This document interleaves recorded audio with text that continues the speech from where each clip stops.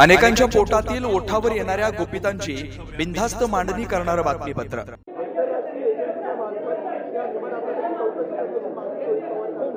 असं आहे की रोहित पवार काय बोलले हे काही मी पूर्ण ऐकलेलं नाही। मला जी काही माहिती आहे त्यात त्यांनी काही प्रेझेंटेशन केलेलं आहे आणि वेगवेगळ्या माध्यमांमध्ये किंवा वेगवेगळ्या लोकांनी ज्या शंका उपस्थित केलेल्या त्या शंका त्यांनी त्या ठिकाणी पुन्हा उपस्थित केल्या।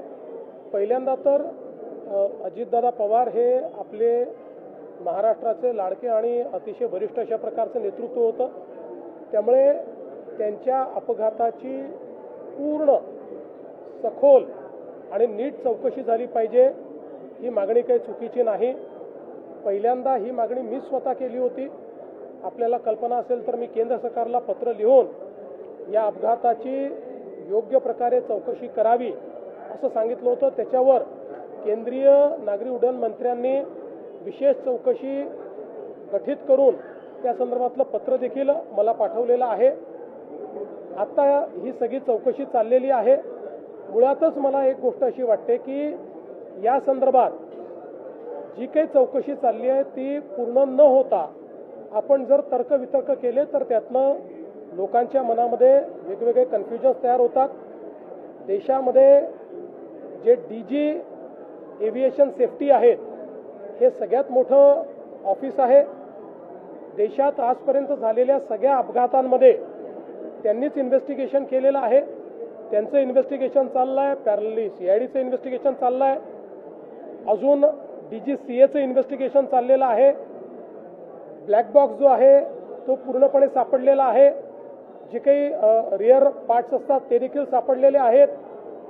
जे कम्युनिकेशन पायलट आणि ATC मध्ये होतं ते कम्युनिकेशन देखील त्या ठिकाणी डिजिटाईज असतं, त्यामुळे सगळ्या गोष्टी मला असं वाटतं की त्या ठिकाणी आहेत।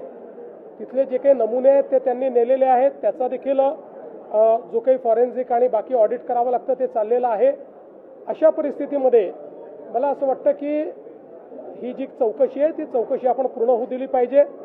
आणि माझं स्वतःचं मत असं आहे की भारतातल्या चौकशी यंत्रणांवर कोणीही त्या ठिकाणी गैरविश्वास किंवा अविश्वास दाखवू नये, कारण आज भारतातल्या चौकशी एजन्सीज या आंतरराष्ट्रीय स्तराच्या आहेत। अनेक छोट्या देशांमध्ये आपल्याकडनं चौकशी करता लोक बोलवले जातात।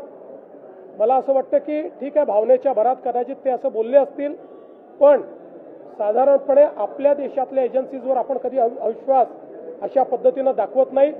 याही ठिकाणी दाखवण्याचं कारण नाही। आपल्या सर्वांचेच ते लाडके नेते होते, प्रत्येकालाच असं वाटतंय की त्यांच्या या अपघाताचं सगळं सत्य बाहेर आलं पाहिजे। ते सत्य निश्चितपणे बाहेर येईल हा मला विश्वास आहे। या संदर्भात त्यांचे जर काही मुद्दे असतील तर ते त्यांनी DG सेफ्टीकडे पाठवून दिले पाहिजेत आणि त्या संदर्भात DG सेफ्टीने त्याही संदर्भातले जे काही शंका असतील त्या शंकांचं निरसन केलं पाहिजे।